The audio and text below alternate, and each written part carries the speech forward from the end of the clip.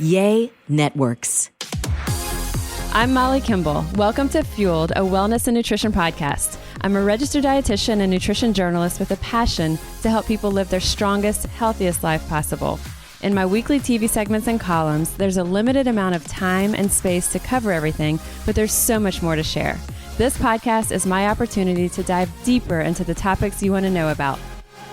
This week's episode is part 2 of the science of sleep. So we've been spending a lot of time with Dr. Erin Hanlon, behavioral neuroscientist and research associate professor at the University of Chicago. She has shared some of her key insights into how sleep is directly related to our weight, our cravings. It's a driving force behind obesity. She shared insight into what do these sleep studies actually look like. If you're a participant going through a sleep study, you're signing up for a lot. And so I think that's been a really cool thing to kind of understand. And we've talked a lot about these negative consequences of getting too little sleep. So if it's not incredibly clear by now, sleep is really on the same equal platform, or needs to be on the same equal platform for us as our nutrition and our physical activity. It is absolutely key. And getting optimal sleep, or sufficient sleep even, can make it easier than ever to keep our diet and that physical activity in check. It derails us and makes it even harder. We're fighting uphill whenever we don't get enough sleep. We're fighting uphill for the diet, for nutrition. So we spent a lot in our first episode really understanding the science of sleep, what happens while we're sleeping. If you haven't heard part 1 yet, I encourage you to take a listen. So what's actually happening? We're not passive, of course, when we're sleeping, but what's happening inside of our brains, and why do we need sleep? How much do we need?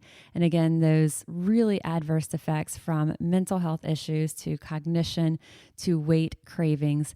And in this week's episode, we're going to be flipping it a bit and talking about the positive effects of getting optimal sleep, or as we said, even sufficient sleep, barriers of why are we not getting the sleep we need. And then we'll talk about things that people are often asking about or reaching for: sleep medications, sleep supplements. We'll be covering kind of the ins and outs of these. But first, Dr. Hanlon is with us, and she is sharing her insight on research that she has done on sleep and how sleep relates to and influences our body's endocannabinoids. So endocannabinoids are basically our own endogenous production of cannabinoids, one of the most familiar, of course, being THC, but our level of sleep and sleep quality has a direct correlation on our endocannabinoid system as well. So we'll pick up from there with our conversation with Dr. Hanlon.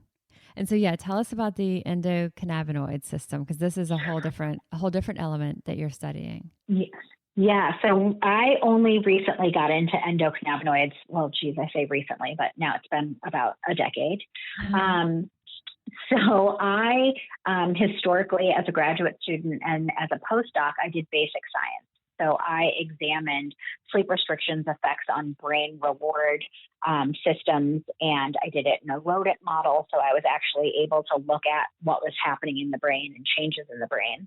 And when I moved to doing more clinical studies and examining sleep restrictions effects in humans, I was looking for something that would be a neural correlate, or, something that would speak to some changes in the brain, but that I could measure peripherally in people.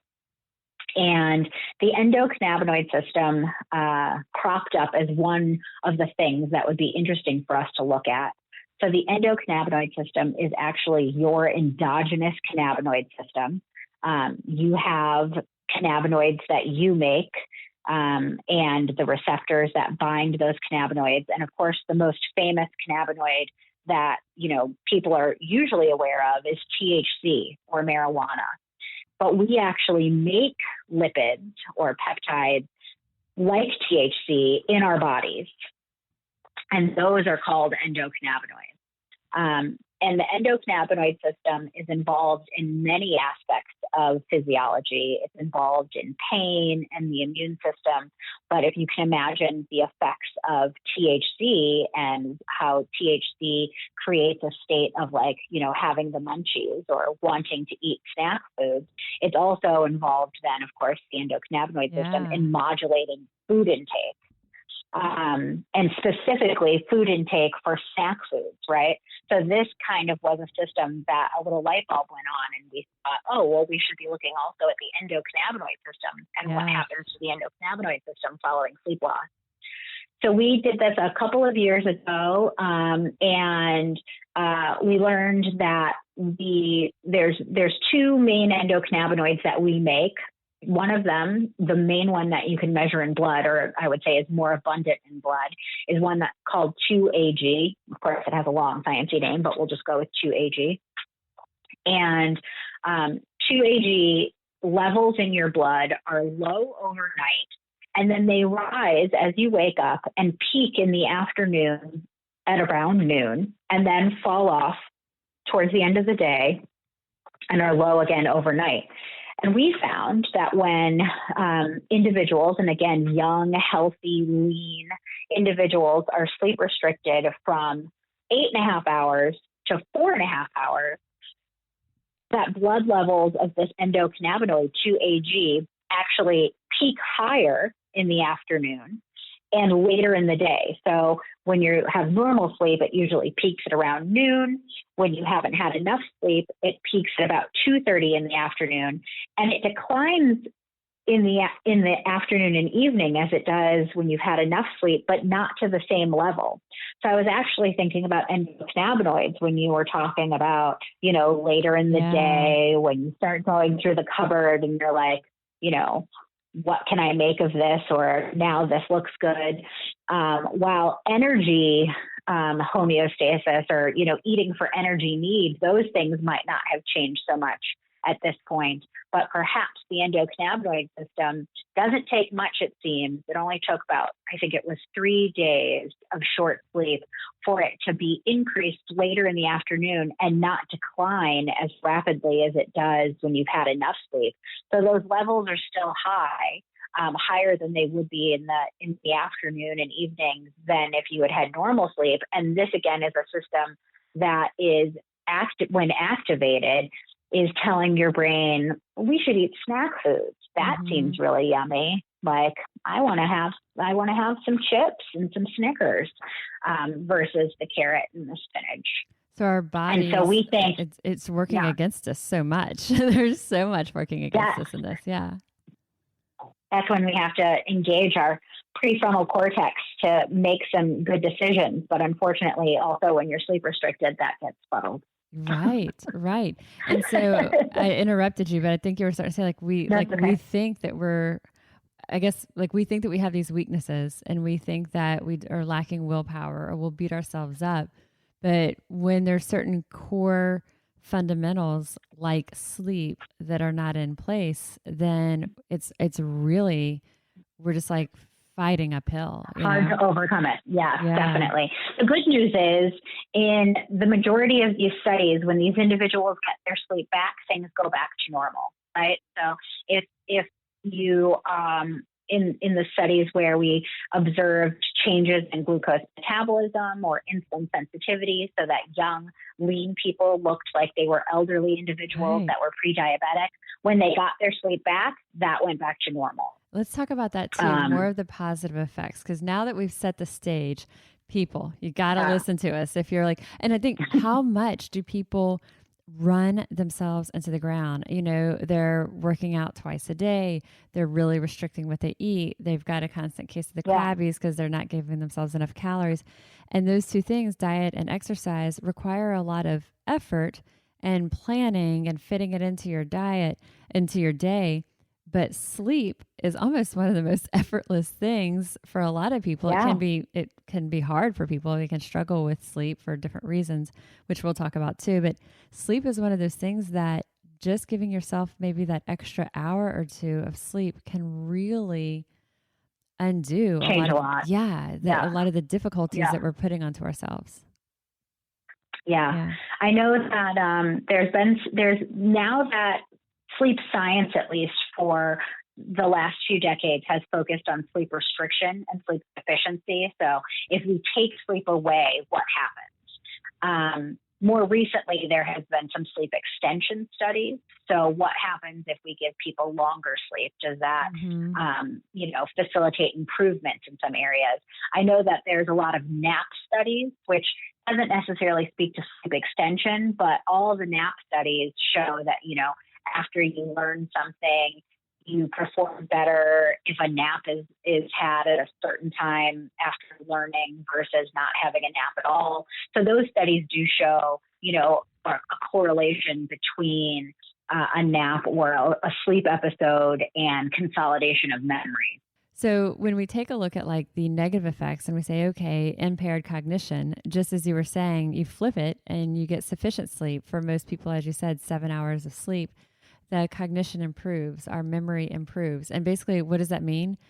You feel sharper. You're going to come across as smarter. You're going to seem like you're more on your A game is basically what that means. And so, when Dr. Hanlon is measuring the things in terms of cognition, how well do you perform on tests? What's your reaction time? What are your memories on, memory on certain things?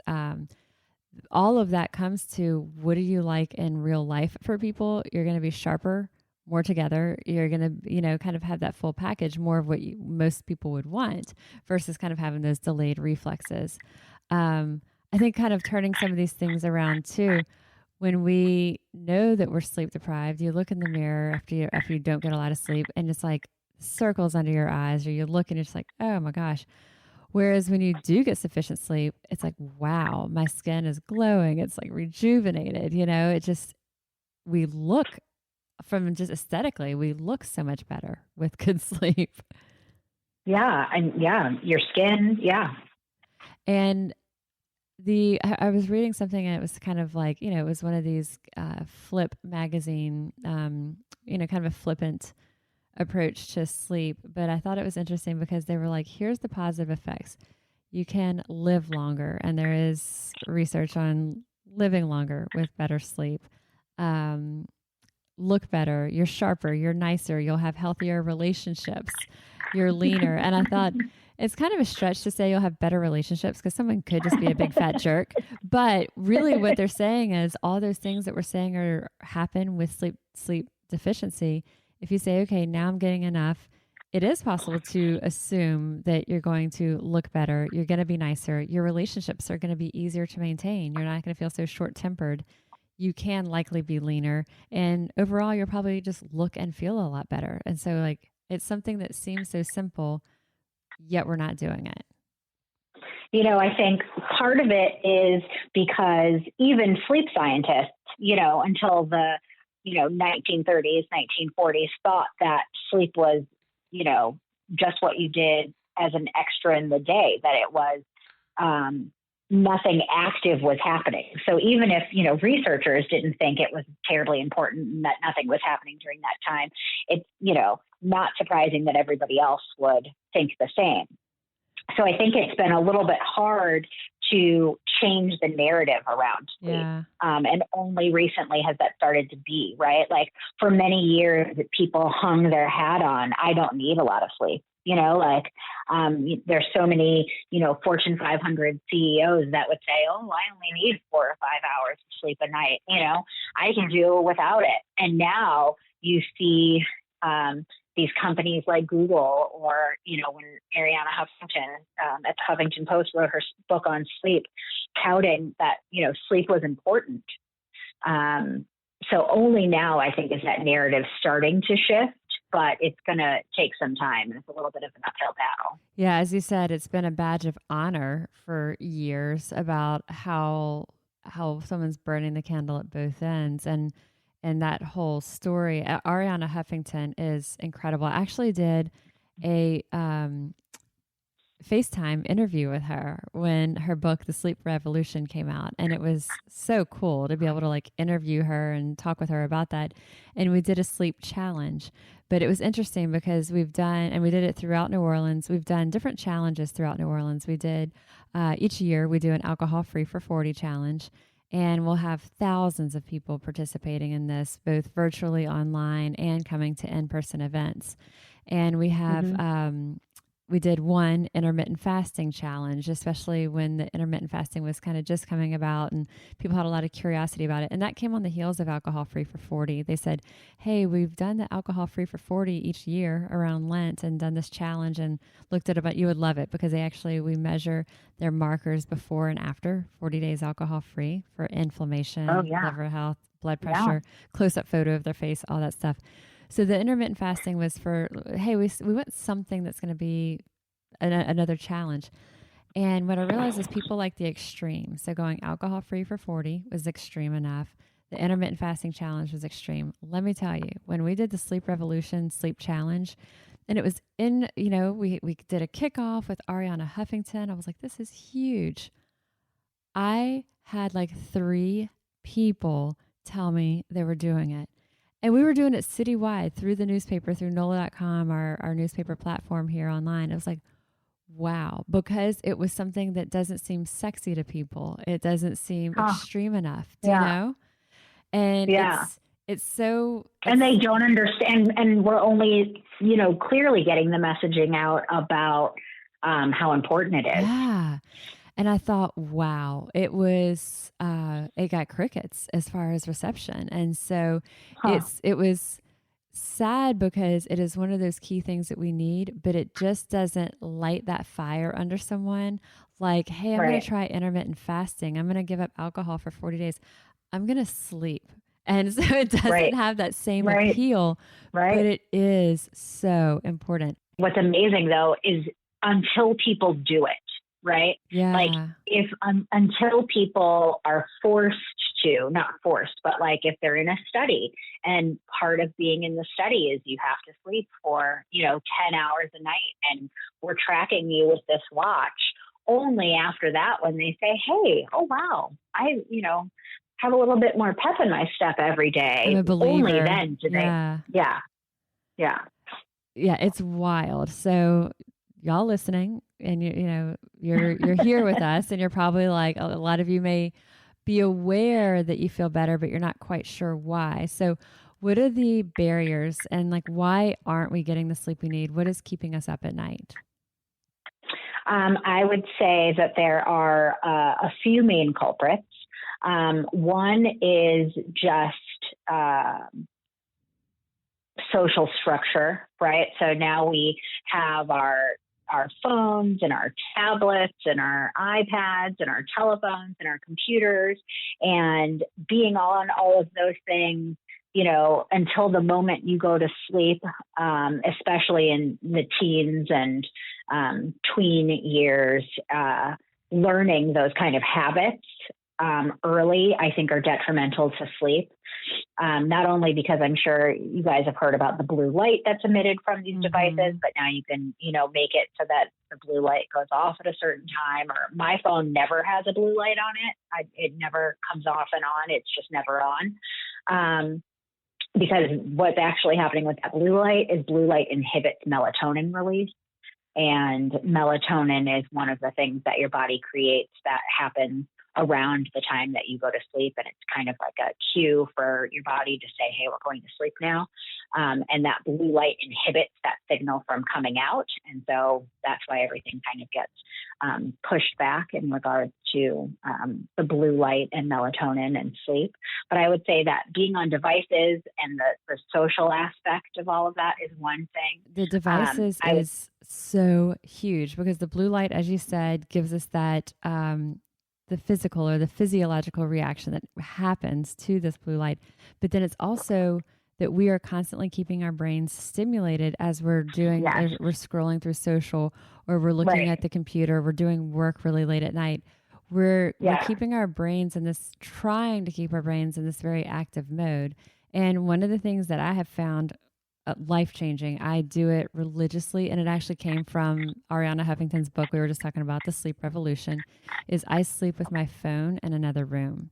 And so the way that our bedroom is set up, the bathroom is kind of, just in the next room. And so I put my phone in there because I do use my phone as our alarm clock, which I know a lot of us do.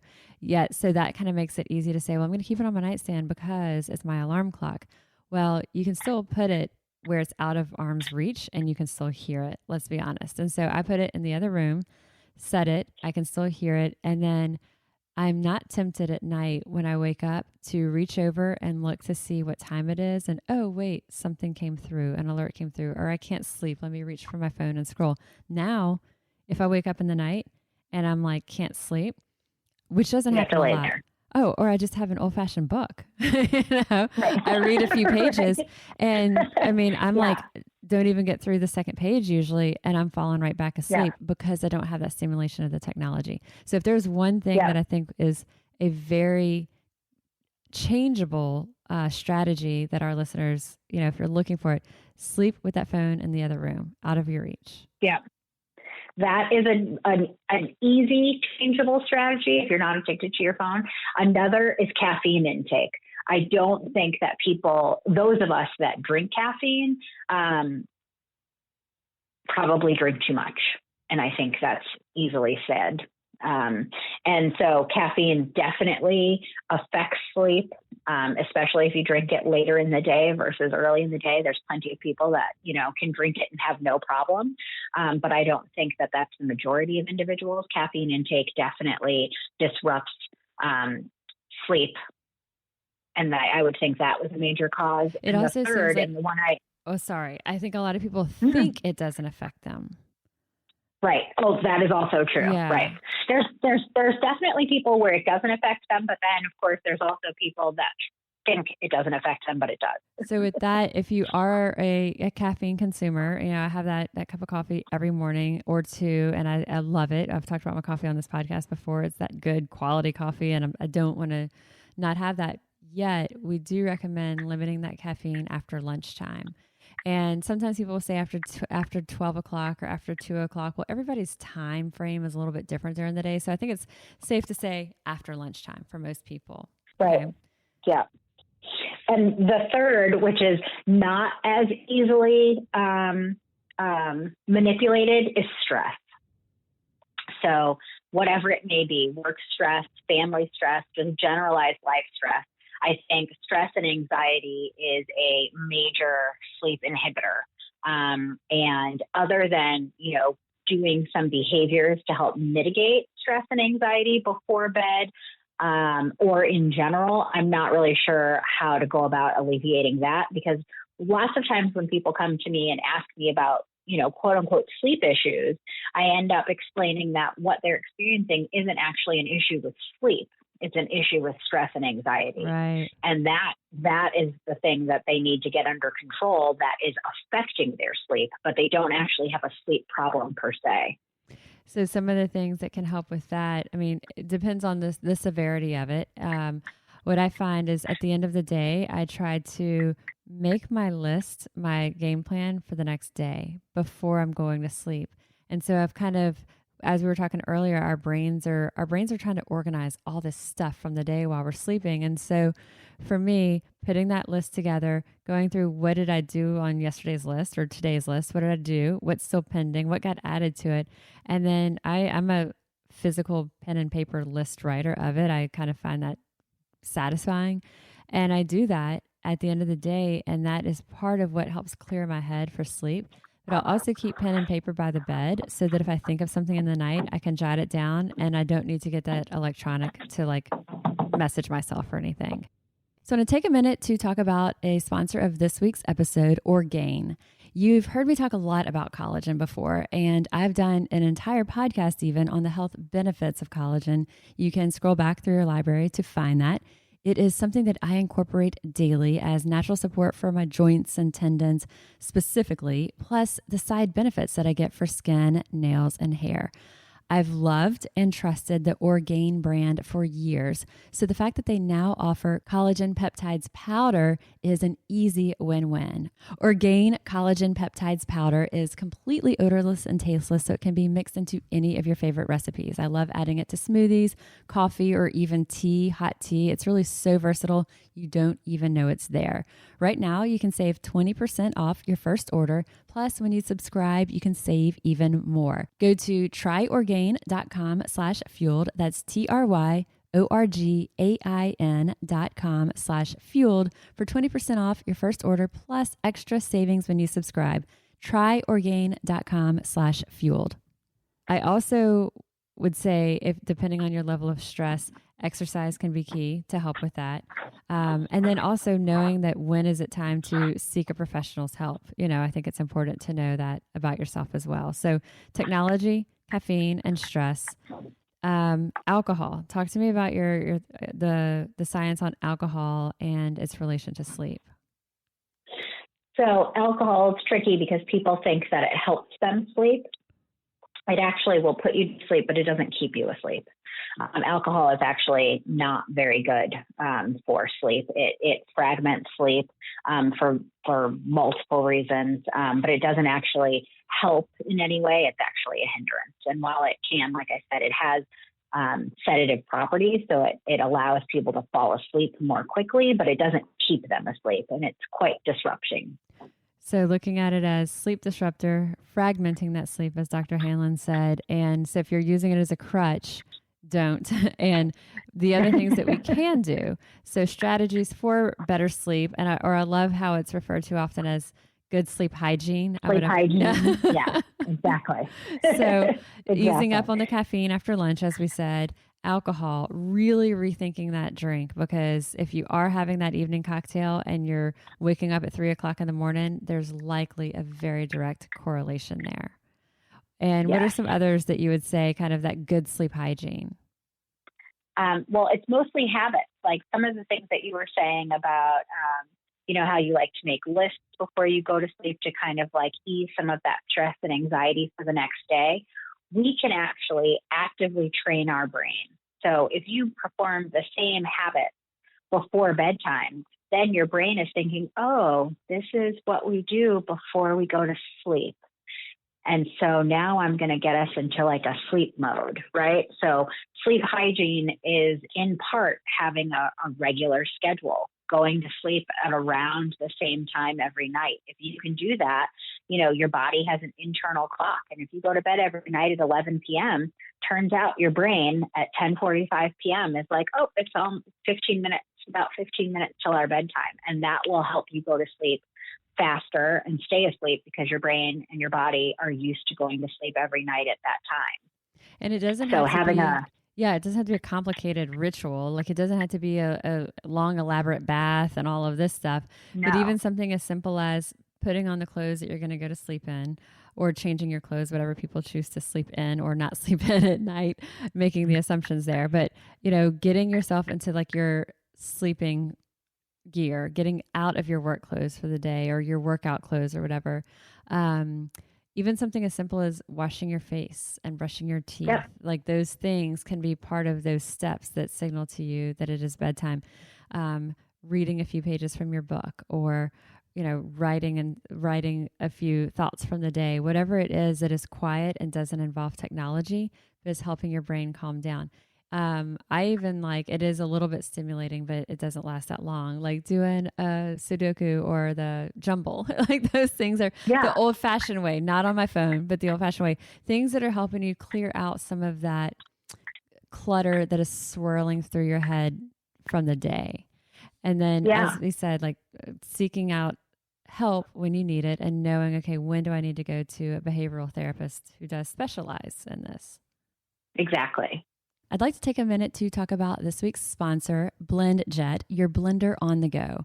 Personally, we use our blender all the time. It's perfect for smoothies on the go. I also love it to blend those protein-rich, collagen, cafe frappe smoothies that are a fraction of the price of a coffee shop blend. And BlendJet makes it incredibly easy. It's compact and lightweight. It's about the same size as your favorite water bottle, but it packs big power. And the new and improved BlendJet 2 quietly crushes through ice and frozen fruit. And here's the thing that is wild. You can use it every day for 2 weeks before you charge it with your standard USB port. Try it risk-free with BlendJet's 30-day money-back guarantee. Go to blendjet.com/fueled right now to save an extra 12%. Save an extra 12% at blendjet.com/fueled. That's blendjet.com/fueled. Oh, we should also mention keeping your room as much as possible cool, dark, quiet. Do you wear a sleep mask? All of the things. I don't wear a sleep mask, but I go to sleep pretty much the same time every day. And wake up at the same time every day. Like I don't use an alarm. Oh, gosh. Well, but this is also now during COVID where I'm at home. Yeah. And, if my first meeting is at 9 a.m., I'll certainly be awake by 8, but it's not like I have to, get somewhere, and et cetera, et cetera. All of our kids are also not in the house, so that makes my sleeping time easier. But yeah, I don't wake up with an alarm. I just go to bed when I go to bed, and I wake up when I wake up, which is at the same time, whether it be during the week or on the weekend. And so light isn't really an issue for me. Quiet is an issue for me because my partner likes the television to be on, and that is, as a sleep scientist and also just like as me as a person, it is a major issue in our relationship. He has gotten used to like white noise or some kind of noise. He thinks it helps him sleep. So I have actually, in the last 10 years gotten used to that, but I would not recommend it. Oh my gosh. And it's not good. It's not healthy. Well, that would be like if my husband just ate Snickers for dinner. Right. Like you're a sleep scientist and he likes to have the TV on for white noise. You're like, do you know what this is doing to your body? How many hours of sleep do you usually average a night? I get about 8. I sleep great. from about 11 p.m. to 7 a.m., 7:30. That's great. That's great. Let's talk for a minute about Billy, one of our sponsors of this week's podcast and an Allure Best of Beauty winner. Billy has recreated everyday essentials by delivering premium razors and high-performing body care directly to you. Go to mybilly.com to get their starter kit for just $9. That includes their award-winning razor, 2 refill blades, and a magnetic holder to keep your razor safe and dry between uses. They just launched their new limited edition bundles of their best sellers for the first time ever. These make the perfect holiday gift and they come wrapped and ready. I love Billy's products. You will too. They leave our skin feeling so soft.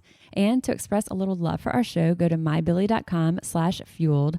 It's a small way that you can support us while also getting the best razor you will ever own. It's just $9 to get your starter kit plus free shipping always.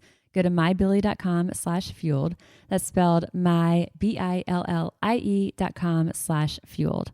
So cool, dark, quiet. And I'm happy. Like, I love that you practice what you preach. You go to bed at the same time.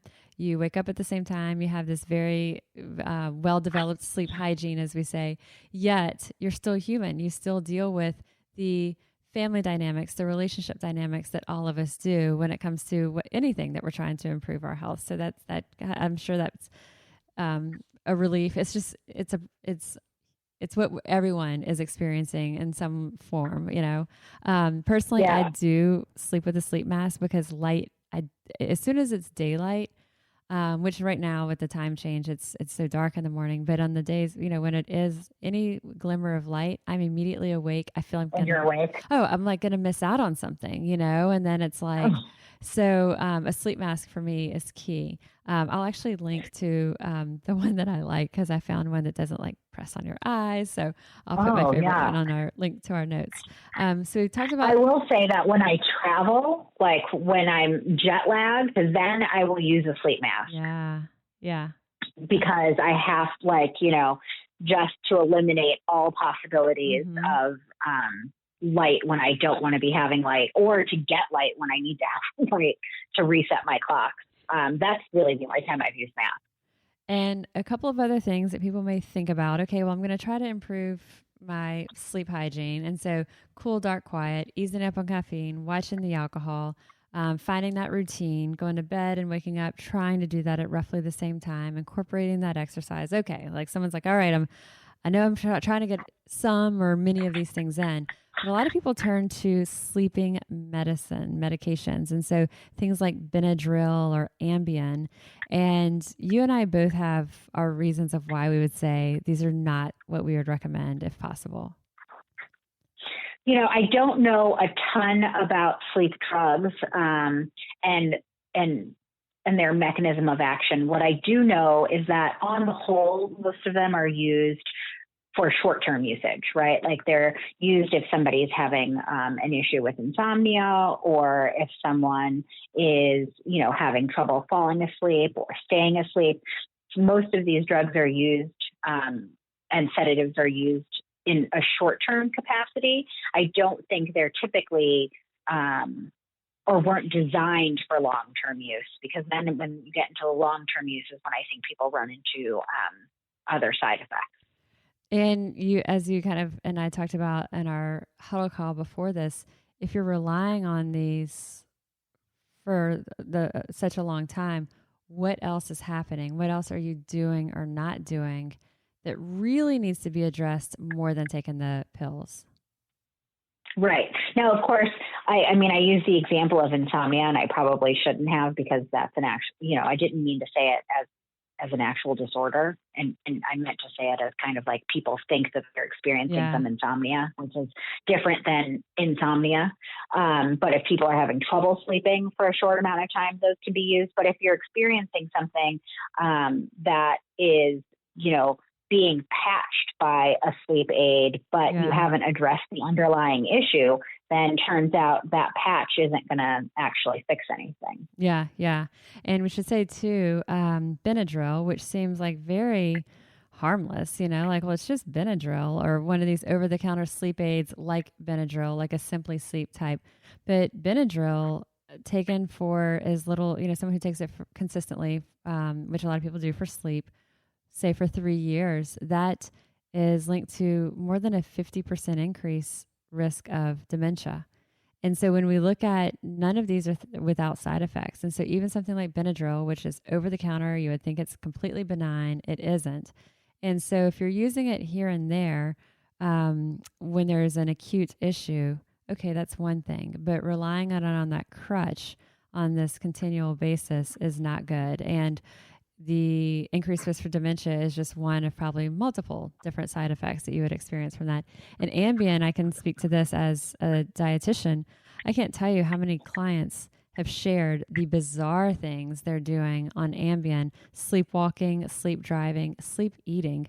I had many, like they'll find when they come down after, they wake up in the morning and the stove they've been cooking on the stove in the middle of the night, and they're the only ones there. They live by themselves. One client, she would heat up these pots of soup, and, it was just like broth soup, thankfully, was all she was eating. But she was, actively, lighting her gas stove and heating up soup on the stove in the middle of the night, and had zero recollection. I had another client who, her husband hears this noise and he goes downstairs. They were probably in their late 60s. And she's sitting on the bottom stair of their house, and it was like right before Easter. And she had all the grandkids' Easter baskets that she was going to give to them the next day, Easter morning. And she was eating it? Yes. They were like, it looked as if like an animal had gotten into it. And she was mortified. She'd eaten all her grandkids' Easter baskets. And, but it was like, wow, the stuff that can happen, on these prescription sleep aids is wildly entertaining, but also not something that you want to bring into your own life if possible. So really, really think twice before doing over-the-counter or prescription. And then we'll do a quick run through on some supplements that we get questions on. I'll kind of share my perspective, and Dr. Hanlon and yours as well. But melatonin, it's essentially a hormone that tells our brain it's time to sleep, and taking it at night can help. Is it correct? It can help to reduce the time it takes to fall asleep and help you stay asleep? Yeah, it depends on the kind of melatonin that you use. There's, immediate and extended release melatonin. The ones that are extended release, those ones that have immediate and extended release, those ones will help you get to sleep, and then they'll help you stay asleep because it keeps the melatonin level high overnight with the extended release. Those you typically take about an hour before you want to go to bed, or then you would typically go to bed. Okay. And a lot of these things, some things will be effective for some people and not for everyone, right? Okay. Like you just have to figure out what works for you. Totally. And magnesium is one that I'll have people do it sometimes if they're experiencing athletes and they're getting electrolytes from other sources, but maybe they feel like they need additional magnesium as an electrolyte. But it can also help relax the muscles to some degree, which can help people fall asleep. It might help them with staying asleep, and it's something that can be combined with other products. And then lavender, of course, we know, there's the anecdotal reports of lavender helping to relax, but there's actually some studies that show that aromatherapy, whether it's diffuser or oils or lotions or bath oils, can help with that relaxation and therefore our sleep. I wonder if that's also part of the habit, right? Like if you smell lavender every night before you go to sleep. I think the same thing. Like you walk into a spa and you immediately think, it kind of brings you back. I think the same thing. Two others that I'll just these are some that I'll throw these in with clients or just recommendations because they're certainly not going to harm. They may help. And then, as you just said, they can help with part of that ritual. But passion flower can be consumed as a tea. You'll often find it in different types of tea, especially nighttime type tea. Like they have, a lot of the tea brands have kind of little catchy names. But passion flower can help potentially improve symptoms of anxiety. And so having passion flower tea before bed may help with sleep quality. And chamomile may also help with relaxation. Still the jury's out on sleep, but if you see teas that contain passion flower or chamomile, that can be a great part of that evening transition time that we're talking about to help you with unwinding. And if you think, well, if there's even any little bit of this that's going to help me relax and get a better night's sleep, it can also help with that natural placebo effect that we experience. So any final takeaways? I know that we've covered a lot, a full spectrum here, but what are some of if there's anything we didn't cover or just our final messaging for our listeners? I would just say that sleep is important, just like you had said about, the habits and the rituals that we engage in. We have learned that it's important to wash our face. We've learned that it's important to brush our teeth. And those are the kinds of things that we, suggest that we do every day to maintain proper health and hygiene and washing our hands and things like this. And I think adequate sleep needs to become part of that narrative. It shouldn't be something that we do just with the extra time that we have left over in a day. People really need to protect it. And I don't know where we got away from that, right? Like you protect sleep for your kids and make sure they have naps. And somewhere along the way, as we age, we decide that sleep isn't as important as we once thought it was. You are very aware that if your, 3-year-old toddler doesn't have a nap, that they can be a terror. It is the same thing for me at, later in life. If I don't get enough sleep, I can be a terror. So our takeaway message, you don't want to have your terrible twos. You don't want to be that. Yeah. Well, I think all of this has been, some of it people may have had a hunch of. I think there's been a lot that is insightful as to what is actually happening in our bodies, in our brains when we are chronically sleep deficient. And it's been insightful. And as you said, it is. If we haven't been making it a priority, I hope this is enough of a message to you guys to let's put it into your schedule just like you are anything else. Make your sleep a priority. Yeah, and just do a little test on yourself. Spend a week, getting 9 hours a night and just see if it helps with anything. Do you feel less achy? Are you in a better mood? Do you feel less hungry? Just for a week, see what happens. I love it. Well, thank you so much for your time. I really appreciate you carving out so much to share your role, your research, and your insight with us. I appreciate it. I loved it. Thank you so much for having me.